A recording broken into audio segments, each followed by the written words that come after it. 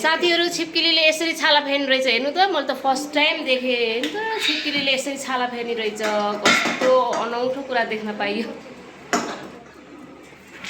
मुखले तान्ने हेर्नु त मुखले तान्ने रहेछ यस्तरी छेटेछ भाइ मैले त देखेकै थिएन सर्लक्क मुखले तान्ने रहेछ जु गरेछ उता बाघी हात पछाडितिर खुट्टातिर अब खाने रहेछ हो आफ्नो छाला निकाल्न मुखमा खाने रहेछ है ए खायो सर्लक्क निकाल्नु कप खायो भयो नजानु भयो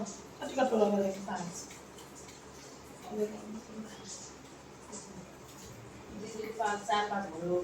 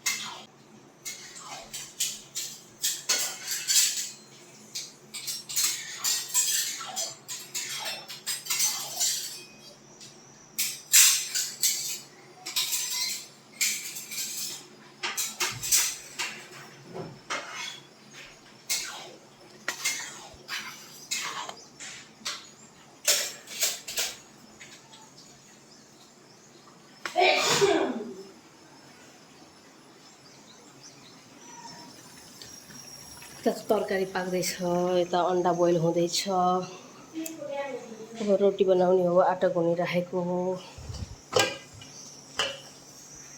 साथीहरू अब चाहिँ नास्ता रेडी भइसकेको छ। यता बच्चाहरूको लागि अन्डा पनि बोइल गर्दैछौँ, अनि यहाँ लौका आलु घिरौलाको तरकारी, अनि यो चाहिँ रोटीहरू चाहिँ बनिसकेको छ। अब बनिँदै पनि छ है, बच्चाहरूलाई दिँदै गएको, बाबालाई दाइलाई। ल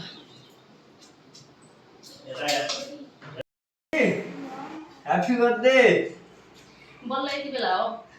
अरे बुढी यार बल्ल त बिहान भयो। हैप्पी बर्थडे बुढी।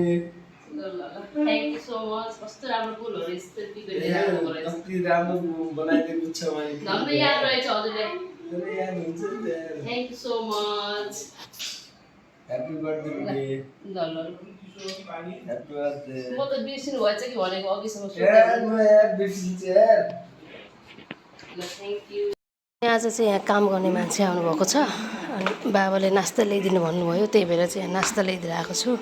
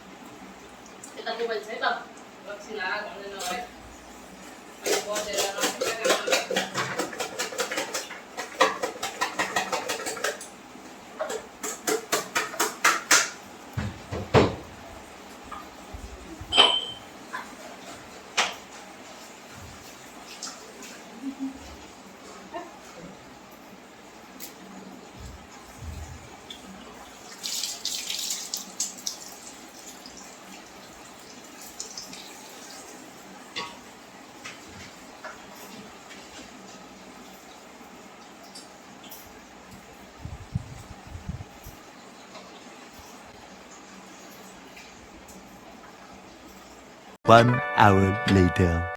साथीहरू यहाँ चाहिँ मैले अब फर्सी बनाइसकेँ, अनि फर्सी बनाएँ। यस्तो निद्रा आएर हल्का हल्का झुल्न पनि आयो, अनि फर्सी बनाएँ। अब यहाँ पकाउनु लाग्यो। सबै कुरा चाहिँ पाकिसकेको छ, दाल भात पाकिसकेको छ, अनि चटनी पनि बनाइसक्नु भएको छ दिदीले। दाल भात पनि पकाउनु भयो। अनि म चाहिँ बारीमा गएर साग टिपेर लिएर आएँ। त्यसपछि साग बनाएँ है। साग बनाउनु त टाइम लागिहाल्छ, हजुरहरूलाई पनि थाहा छ। अनि त्यसपछि साग बनाएँ। अब चाहिँ मेरो काम चाहिँ हो साग बनाउँछु। अनि त्यसपछि साथीहरू अहिले चाहिँ टाइम पनि भइसकेको छ, धेरै 12 पनि बजिसकेको छ। अनि साथीहरू 12:30 पनि भइसकेको छ अहिले। अनि ट्र्याक्टर आएको छ यहाँ, हाम्रो ब्याड जोत्नको लागि ट्र्याक्टर बोलाउनु भएको रहेछ। अनि यहाँ ट्र्याक्टरले जोत्दैछ। यो चाहिँ अब बिउ राख्ने ब्याड हो। उहाँ बाबा पनि उभिनु भएको छ, उता दुई भाइ पनि हुनुहुन्छ, उता तलतिरै त्यतैतिर हुनुहुन्छ, आँपको रुखमुनतिर। अनि ट्र्याक्टरले जोत्दैछ। एउटा जोतिसकेछ, अब अर्को जोत्दैछ।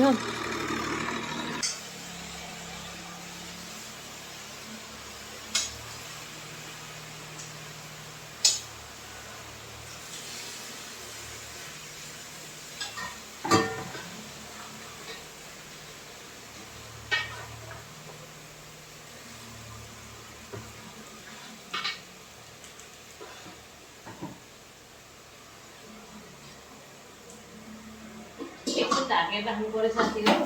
एकछिन ढाकेर राख्यो भने हल्का गल्छ, साग गल्यो भने अलिक कम्ती हुन्छ, अनि चलाउन मिल्छ।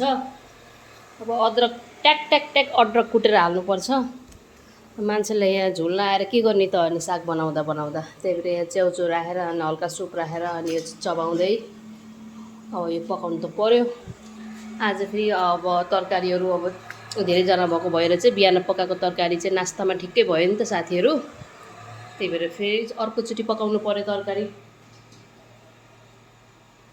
साथीहरू मैले चाहिँ आज बिहान चाहिँ मलाई मेरो हस्बेन्डले चाहिँ दिनुभएको नि त यो फ्लावर मैले यहाँ राखेको छु मलाई ह्याप्पी बर्थडे विस गरेर चाहिँ यो फ्लावर दिनुभएको थियो अनि मैले चाहिँ कस्तो राम्रो लागेर पानीमा हालेर राखेको छु क्या अनि